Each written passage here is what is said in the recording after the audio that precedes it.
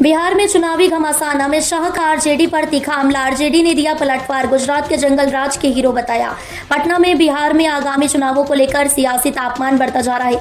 केंद्रीय गृह मंत्री अमित शाह ने अपने 2 दिवसीय बिहार दौरे के दौरान पटना में सहकारिता सम्मेलन और गोपालगंज रैली में राष्ट्रीय जनता दल आरजेडी पर जमकर हमला बोला। उन्होंने लालू यादव के शासनकाल को जंगल राज बताते हुए आरजेडी को बिहार के बदहाली के लिए जिम्मेदार ठहराया। वहीं आरजेडी ने भी अमित शाह पर तीखा पलटवार करते हुए उन्हें गुजरात के जंगल राज और आतंक राज का हीरो करार दिया। शनिवार को गोपालगंज की रैली में अमित शाह ने आरजेडी और कांग्रेस पर निशाना साधते हुए कहा कि इन दलों ने बिहार का कभी विकास नहीं किया। उन्होंने कहा, जब लालू यादव केंद्र में मंत्री थे तब उन्होंने बिहार को क्या दिया, उन्हें इसका हिसाब देना चाहिए। न लालू यादव ने बिहार के लिए कुछ किया और न ही सोनिया गांधी और मनमोहन सिंह ने राज्य के विकास में कोई योगदान दिया।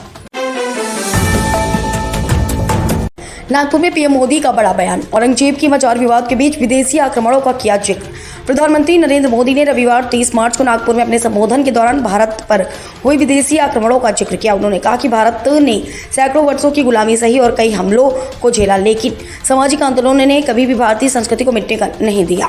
पीएम मोदी का यह बयान नागपुर में औरंगजेब की मजार को लेकर मचे विवाद के बीच आया है। प्रधानमंत्री मोदी ने नागपुर में कहा, हमने सैकड़ों वर्षों की गुलामी सही, कई आक्रमण झेले, भारतीय संस्कृति को मिटाने के लिए क्रूर प्रयास किए गए, लेकिन भारत की चेतना कभी आहत नहीं हुई। इसकी ज्योति जलती रही, क्योंकि सबसे कठिन समय में भी यहाँ सामाजिक आंदोलन चलते रहे। पीएम मोदी का यह बयान नागपुर में औरंगजेब की मजार को लेकर हुए विवाद के संदर्भ में देखा जा रहा है। हाल ही में इस विवाद के चलते नागपुर में हिंसा भड़क गई थी, जिसके बाद प्रशासन को कड़ी कार्रवाई करनी पड़ी थी। मेरठ जेल पहुंचे बीजेपी सांसद अरुण गोविल, साहिल और मुस्कान को पढ़ने के लिए दी रामायण। मेरठ लोकसभा सांसद और रामानंद सागर के रामायण में भगवान राम का किरदार निभा चुके अरुण गोविल इन दिनों घर घर रामायण बांटने का अभियान चला रहे हैं। खास बात यह है कि उन्होंने मेरठ जेल में जाकर सौरभ हत्याकांड में जेल में बंद साहिल और मुस्कान को भी रामायण पढ़ने के लिए दी। इस दौरान उन्होंने योगी सरकार की 8 साल की उपलब्धियों को जनता के सामने रखा और समाजवादी पार्टी प्रमुख अखिलेश यादव पर भी करारा तंज कसा। सांसद अरुण गोविल ने जेल में बंद कैदियों को सुधारने के संदेश देते हुए उन्हें रामायण भेज के उन्होंने साहिल और मुस्कान से भी मुलाकात की और उन्हें रामायण सौंपी। सांसद ने बताया कि रामायण पाकर दोनों बेहद भावुक हो गए, उनके चेहरे पर गहरा दुख नजर आ रहा था। अरुण गोविल ने कहा, मैंने साहिल और मुस्कान से कोई बात नहीं की, ना ही उन्होंने मुझसे कुछ कहा। मैंने बस कैदियों से इतना ही कहा कि वे कसम खाएं कि अब कभी ऐसा काम नहीं करेंगे जिससे उन्हें जेल जाना पड़े। विद्युत जामवाल ने केआरके को सिखाया गीता का पाठ, कहा वह महिलाओं के खिलाफ जहर उगलता है। बॉलीवुड के एक्शन हीरो विद्युत जामवाल अपनी फिल्मों के लिए अक्सर चर्चा में रहते हैं, लेकिन इस बार वह केआरके कमाल राशिद खान के खिलाफ अपने कड़े रुख को लेकर सुर्खियों में हैं।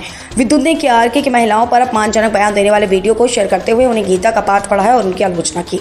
विद्युत जामवाल सोशल मीडिया पर काफी एक्टिव रहते हैं और बेबाकी से अपनी राय रखते हैं। हाल ही में उन्होंने अपने इंस्टाग्राम अकाउंट पर एक वीडियो शेयर किया, जिसमें उन्होंने केआरके को जमकर लताड़ लगाई। इस वीडियो में केआरके के कई पुराने वीडियो क्लिप्स का संकलन है, जिनमें वह महिलाओं, अभिनेत्रियों और कई बॉलीवुड सितारों के लिए आपत्तिजनक बातें बोलते नजर आ रहे हैं। केआरके खुद को फिल्म समीक्षक बताते हैं, लेकिन अक्सर अपने वीडियो और ट्वीट्स में वह बॉलीवुड सितारों का मजाक उड़ाते हैं और विवादित बयान देते रहते हैं। केआरके कई बार कानूनी पचड़े में भी फंस चुके हैं, लेकिन इसके बावजूद उनकी हरकतें जारी हैं। ओवैसी पर जेडीयू का बड़ा आरोप, कांग्रेस राजद की मदद करने आए हैं ओवैसी। पटना में बिहार में आगामी विधानसभा चुनाव को लेकर सियासत गर्मा गई है। ऑल इंडिया मजलिस इत्तेहादुल मुस्लिमीन AIMIM प्रमुख असदुद्दीन ओवैसी के बयान पर जेडीयू ने पलटवार करते हुए बड़ा दावा किया है। जेडीयू नेता केसी त्यागी ने कहा कि ओवैसी बिहार चुनाव में कांग्रेस और आरजेडी की मदद करने के लिए आए हैं। उन्होंने आरोप लगाया है कि ओवैसी जैसे नेताओं का मकसद सिर्फ एनडीए गठबंधन को हराना है और ऐसा लगता है मानो उन्होंने इंडिया गठबंधन से एनडीए को हराने का ठेका लिया है।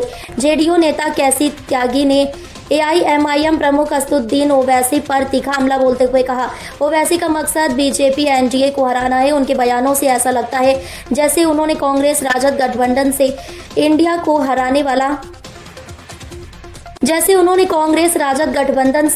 एनडीए को हराने का ठेका लिया।